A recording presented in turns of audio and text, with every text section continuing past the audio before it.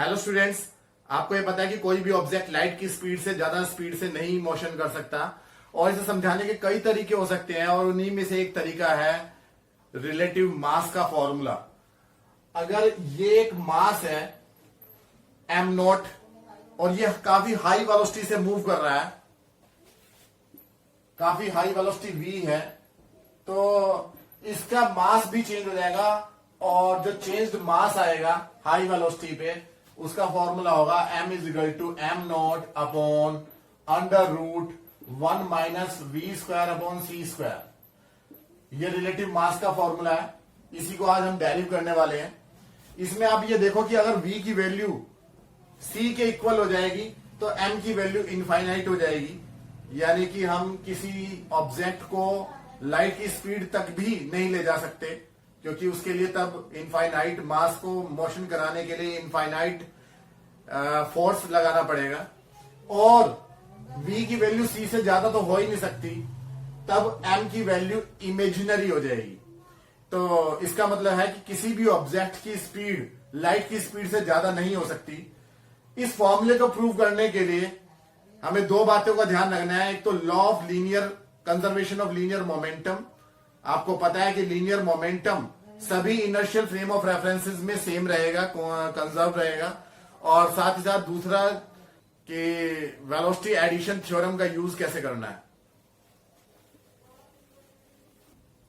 तो relative mass के फॉर्मूले को प्रूव करने के लिए हम दो इनर्शियल फ्रेम ऑफ रेफरेंसेस लेते हैं, जैसे कि हम हर बार करते हैं।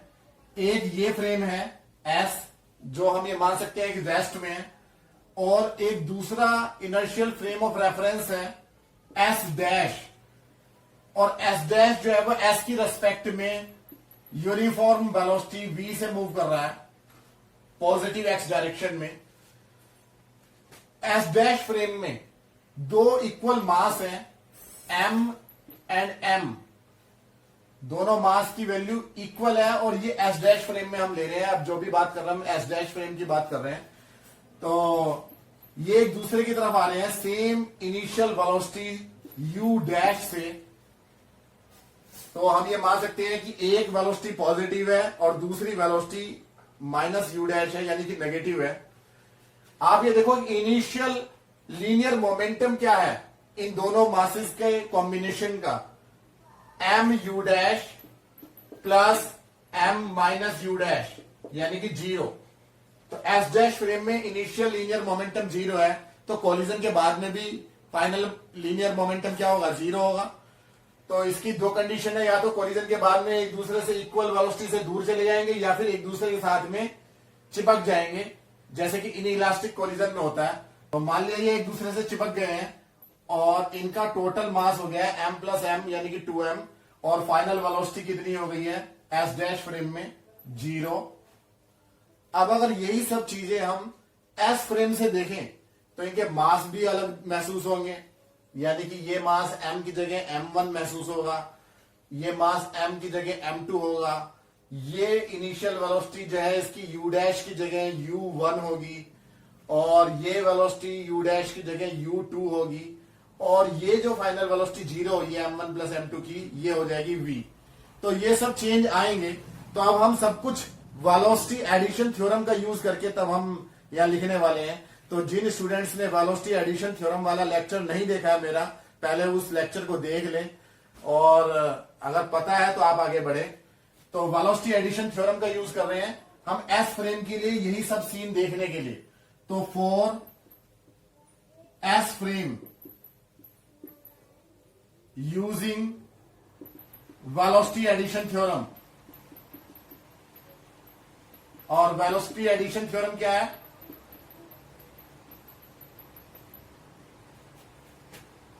अगर मूविंग फ्रेम में किसी ऑब्जेक्ट की वेलोसिटी यू डैश होती है तो रेस्ट फ्रेम में उसी ऑब्जेक्ट की वेलोसिटी कितनी होती है, u is equal to U dash plus V upon 1 plus you dash we upon C square. ये फॉर्मूला है, इसे मैंने एज इट इज लिख दिया है, ये डेरिव किया है हमने पहले अपने पिछले लेक्चर्स में। तो अब आप पहले मास के लिए देखेंगे, तो फॉर फर्स्ट मास, यानी कि ये जो m है, ये मास एस फ्रेम में कितना महसूस हो रहा है m1 और इसकी वेलोसिटी कितनी महसूस हो रही है u1। तो u1 की वैल्यू यहां से आप निकालेंगे, u डैश की जगह u डैश ही आएगा plus v upon 1 plus u dash v upon C square. This is equation number 1। और सेकंड मास के लिए वेलोसिटी कितनी आएगी, यानी कि u2, इस सेकंड मास की वेलोसिटी कितनी है u2 निकालने के लिए आप इस फॉर्मूले में, वेलोसिटी एडिशन के फॉर्मूले में u डैश के प्लेस में माइनस u डैश पुट करेंगे, क्योंकि यहां आप देखो कि initial velocity minus u dash है, नेगेटिव एक्स डायरेक्शन में है, तो आप माइनस u डैश पुट कर दें, तो minus u dash plus v upon 1 plus 1 minus, यहां पे माइनस हो जाएगा u डैश v अपॉन सी स्क्वायर। तो दिस इज इक्वेशन नंबर 2। तो ये जो जीरो वेलोसिटी है m प्लस m की, ये वेलोसिटी कितनी महसूस होगी एस फ्रेम में v। अब हम law of conservation of linear momentum का यूज करेंगे। आपको पता है आइंस्टीन ने बताया था कि सभी इनर्शियल फ्रेम ऑफ रेफरेंसेस में फिजिक्स के सारे लॉज एप्लीकेबल होंगे। तो इसलिए बाय लॉ ऑफ कंजर्वेशन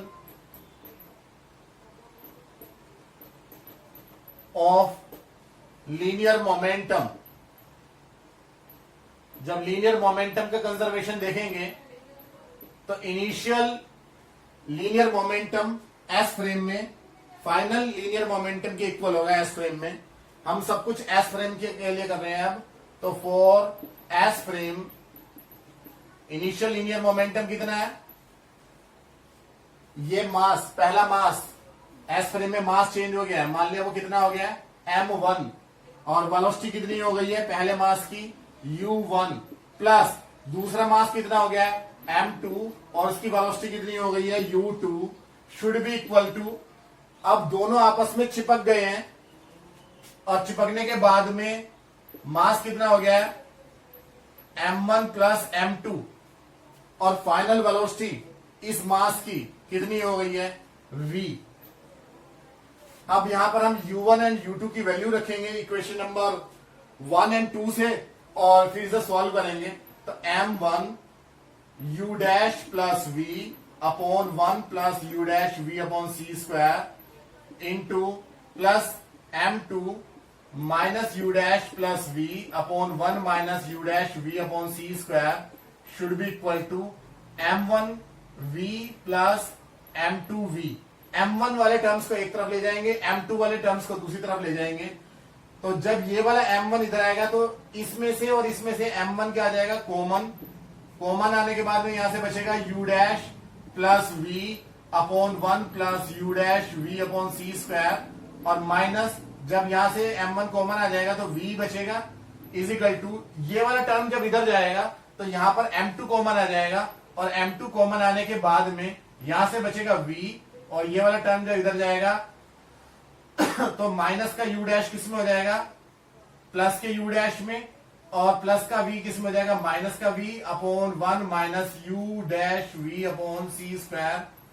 अब हम इसकी मल्टीप्लाई इधर करेंगे, इसकी मल्टीप्लाई इधर करेंगे और नीचे के डिनोमिनेटर अलग रह जाएगा। तो करते हैं हम इसे थोड़ा सा solve. m1 u dash plus v की मल्टीप्लाई 1 में करेंगे तो minus v minus u dash v square upon सी स्क्वायर ये न्यूमिनेटर हो गया upon 1 plus u dash v upon C square is equal to m2, यहां ब्रैकेट में क्या बचेगा v की 1 में होगी तो v और v की इसमें होगी तो minus u dash v square upon सी स्क्वायर और प्लस u डैश और माइनस v, ये पूरा पूरा टर्म एक साथ आ गया। आप देखो v से v यहां भी कैंसिल हो रहा है, v से v यहां भी कैंसिल हो रहा है, डिवाइड में 1 minus u dash v upon सी स्क्वायर। आप ये देखो बाकी का जो टर्म है न्यूमिनेटर का u dash minus u dash v square upon सी स्क्वायर, वही टर्म यहां बच रहा है u dash minus u dash v square upon सी स्क्वायर, यानी पूरा न्यूमिनेटर से पूरा न्यूमिनेटर कैंसिल हो रहा है। m1 के अपॉन में ये m2 आ जाएगा और ये 1 plus u dash v upon सी स्क्वायर उधर मल्टीप्लाई में भेज देंगे हम। तो m1 upon m2 is equal to 1 plus you dash we upon C square divided by 1 minus you dash we upon C square. This is equation number 3. और अब हम m1 upon m2 की वैल्यू को निकालेंगे. 1 plus you dash we upon C square और 1 minus you dash we upon C square की value को अलग से निकाल के. तो आप इतने को नोट कर ले, फिर हम आगे बढ़ते हैं.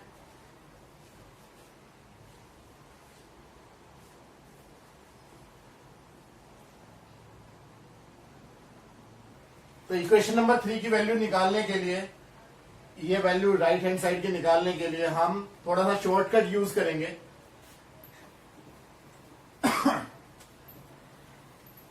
एक तो हम 1 माइनस u1 स्क्वायर अपॉन सी स्क्वायर की वैल्यू निकालेंगे और एक 1 माइनस u2 स्क्वायर अपॉन सी स्क्वायर की वैल्यू निकालेंगे. तो पहली वैल्यू निकालने के लिए आप यहां से देखो क्या वैल्यू आएगी. u1 की वैल्यू यहां से पुट करेंगे तो 1 minus you dash plus V upon 1 plus you dash we upon C square, इस पूरे का होल स्क्वायर. और ये 1 अपॉन सी स्क्वायर को हम आगे लिख सकते हैं. ठीक है, दोबारा देख लो, ये u1 का स्क्वायर है और साथ में ये आगे सी स्क्वायर डिनोमिनेटर में आ गया. अब आप इसे खोलेंगे और आपस में मल्टीप्लाई करेंगे. इसी तरीके से हम u2 स्क्वायर अपॉन सी स्क्वायर को भी 1 में से माइनस करके वैल्यू निकालेंगे और दोनों वैल्यूज को हम इक्वेशन नंबर 3 में पुट कर देंगे और हमारा जो आंसर है वो आ जाएगा. तो मैं बाकी की चीजें रफ कर रहा हूं. इक्वेशन नंबर 3 को मैं छोड़ रहा हूं, मैं जहां पे वैल्यू हमें पुट करनी है. इसकी मल्टीप्लाई इधर कर देते हैं तो ये हो जाएगा सी square 1 plus you dash we upon C square का whole square minus you dash plus we का whole square divided by C square 1 plus you dash we upon C square का होल स्क्वायर. ये हमने अलग अलग करके लिख लिया है. तो थोड़ा सा हमें स्पीड में काम करना पड़ेगा, वीडियो लंबी होती जा रही है. तो सी स्क्वायर, इसे होल स्क्वायर के फॉर्मूले से खोलेंगे ए प्लस बी के होल स्क्वायर से. तो सी square plus you dash square we square और नीचे सी की पावर 4 और उससे एक सी स्क्वायर कैंसिल हो जाएगा. तो यहां सी स्क्वायर आएगा plus 2 U dash V minus you dash square minus we square minus 2 U dash V divided by C square 1 plus you dash we upon C square का whole square. अब आप यहां देखिए क्या कैंसिल हो रहा है. 2 यू डैश वी से 2 यू डैश वी कैंसिल हो रहा है और बाकी चीजें एज इट इज आप लिख लेंगे. तो 1 माइनस u1 स्क्वायर अपॉन सी स्क्वायर की वैल्यू आ जाएगी आपके पास में C square plus you dash square we square divided by C square minus you dash square minus we square divided by C square 1 plus you dash we upon C square का whole square. और this is equation number 4. तो आप भी लगातार इसे करते रहें. इसी तरीके से अब हम 1 माइनस u2 स्क्वायर अपॉन सी स्क्वायर की वैल्यू डिटरमाइन करेंगे जैसे ये निकाली है. तो 1 माइनस u2 की वैल्यू रखेंगे. तो u2 की वैल्यू आपको पता है कितनी आई थी, minus you dash plus V upon 1 minus you dash we upon C square. ये u2 की वैल्यू थी और इसके आगे 1 अपॉन सी स्क्वायर और आ जाएगा जैसे पहले हमने किया है. अब इसे सॉल्व करेंगे तो सी स्क्वायर 1 माइनस, यहां होल स्क्वायर है तो 1 minus you dash we upon C square का whole square minus you dash plus we का whole square divided by C square 1 minus you dash we upon C square का whole square. तो इसे solve करेंगे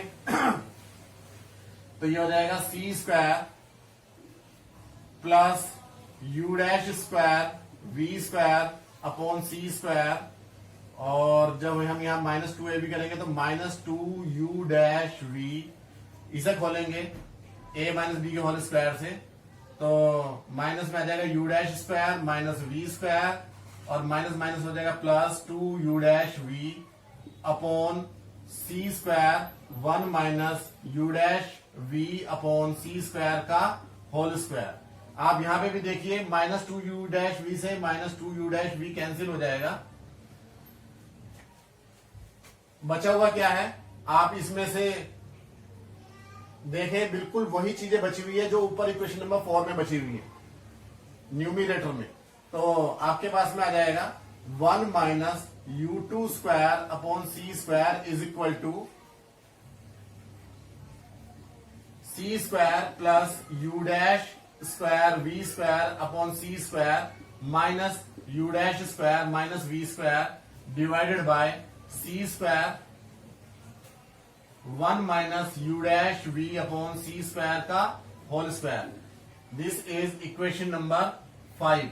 तो आप ये देखिए मैं इक्वेशन नंबर 3 को हटा रहा हूं, और हटाने से पहले आप ये देखिए कि इक्वेशन नंबर 4 और इक्वेशन नंबर 5 दोनों का न्यूमिरेटर सेम है बिल्कुल। तो अगर हम इन दोनों को डिवाइड कर लें इक्वेशन नंबर 4 एंड 5 को, तो आपको क्या मिलेगा, आप ये देखिए कि हमें ये चाहिए राइट हैंड साइड चाहिए इसकी इक्वेशन नंबर 3 की, तो हम 5 में 4 से डिवाइड करेंगे।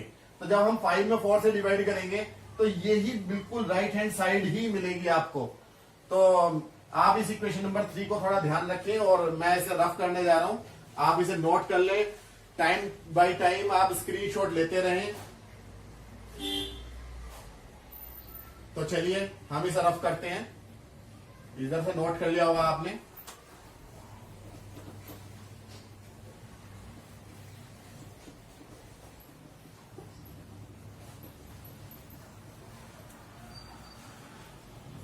तो now equation number 5 divided by equation number 4 आपको मिल जाएगा 1 minus you two square upon C square divided by 1 minus you one square upon C square is equal to, ये पूरा न्यूमिरेटर 5 का 4 से कैंसिल हो जाएगा, और ये चीज नीचे आ जाएगी, सी स्क्वायर भी कैंसिल हो जाएगा, ये चीज नीचे आ जाएगी, और ये वाला टर्म घूम के ऊपर चला जाएगा।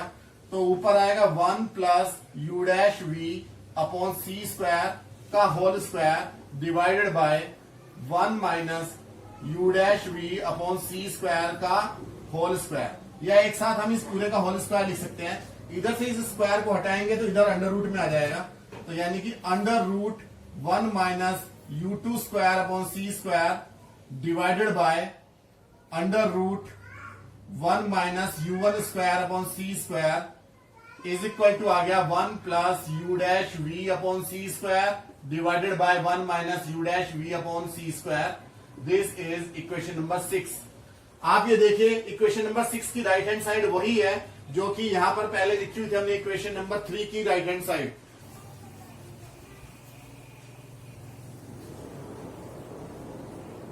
जब तक आप इस डेरिवेशन को खुद नहीं करेंगे तब तक आपको हो सकता है ये समझ में ना आए, तो इसे आप खुद करते रहिए, टाइम बाय टाइम आप वीडियो को रिवाइंड करके दोबारा से देखते रहिए और समझते रहिए, उम्मीद है कि समझ में आएगी। तो इक्वेशन नंबर 3 जो यहां लिखी थी उसे हम 6 से कंपेयर कर रहे हैं, तो by comparing equation number 6 and equation number 3, जब दोनों को कंपेयर करेंगे तो हमारे को m1 अपॉन m2 की वैल्यू पता चल जाएगी। m1 upon m2 is equal to under root 1 minus u2 square upon C square divided by under root 1 minus u1 square upon C square. इसे इधर भेजेंगे, इसे इधर भेजेंगे, तो आपको मिल जाएगा m1 under root 1 minus u1 square upon C square is equal to m2 under root 1 minus u2 square upon C square. तो आप ये देखिए दोनों तरफ एक जैसे टर्म्स हैं, यहाँ m1 है, यहाँ m2 है, यहाँ u1 है, यहाँ u2 है, और c तो दोनों जगह सेम है ही है। तो इसका मतलब जो है कि ये जो टर्म है ये 1 या 2 या 3 सबस्क्रिप्ट से इंडिपेंडेंट है, यानी कि ये अपने आप में कांस्टेंट है। यानी कि हम ऐसे लिख सकते हैं m under root 1 minus u square upon C square is equal to constant. और ये जो कांस्टेंट है, इसे आप चाहे तो एम को कैपिटल एम बना लें अलग दिखाने के लिए पहले वाले स्मॉल एम से। तो ये आपका एस फ्रेम की रेस्पेक्ट में मास है कैपिटल एम। तो ये जो कांस्टेंट है यही क्या है आपका रेस्ट मास एम नॉट, यानी कि एम नॉट एस फ्रेम में रेस्ट मास है। रेस्ट मास इसलिए क्योंकि अगर आप यहां पे u की जगह 0 रखेंगे तो आपको खाली क्या मिल जाएगा, यहां पर m मिल जाएगा। m1 into under root 1 minus you one square upon C square is equal to m2 into under root 1 minus you two square upon C square is equal to m naught, क्योंकि ये यहां u term 0 हो जाएगा। क्योंकि अगर हम सिर्फ s के लिए देखेंगे सब कुछ तो वहां पर जो मास है वो कितना मान सकते हैं हम, रेस्ट मास m नॉट मान सकते हैं जब उसकी वेलोसिटी 0 हो, u की वैल्यू 0 हो।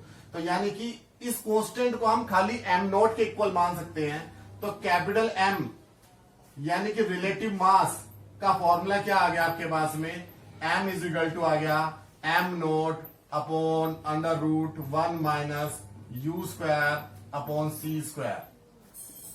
तो इस तरीके से रिलेटिव मास की हमने डेरिवेशन की है। उम्मीद है कि आपको समझ में आई होगी। टाइम बाय टाइम आप इसे खुद करके देखें, जब तक आप नहीं करेंगे समझ में नहीं आएगी। तो आप ये देखिए कि मास जो है वो वेलोसिटी u के ऊपर डिपेंड करता है। अगर u की वैल्यू बढ़ती चली जाएगी तो रिलेटिव मास की वैल्यू भी बढ़ती चली जाएगी, यानी कि स्पीड बढ़ने से मास भी बढ़ता है। तो ये हमने प्रूव किया है।